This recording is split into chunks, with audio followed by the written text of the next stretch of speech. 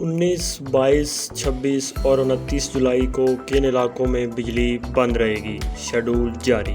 مختلف علاقوں میں بجلی کی لوڈ شیڈنگ کا شیڈول جاری کر دیا گیا۔ بجلی 19، 22، 26 اور 29 جولائی کو معطل رہے گی۔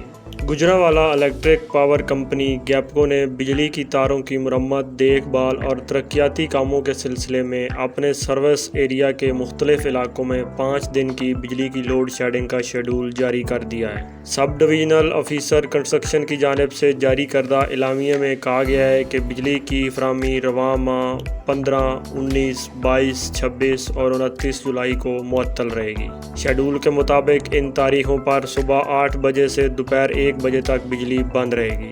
اس دوران کلوال اور ڈاؤن سٹریم فیڈر سے منسلک علاقوں میں بجلی کی سپلائی عارضی طور پر بند رہے گی۔ گیپکو انتظامیہ نے متاثرہ علاقوں کے صارفین سے اپیل کی ہے کہ وہ لوڈ شیڈنگ کے ان مخصوص اوقات کے دوران کسی بھی قسم کی پریشانی اور زحمت سے بچنے کے لیے پانی کے ذخیرے سمیت دیگر ضروری انتظامات پیشگی مکمل کر لیں۔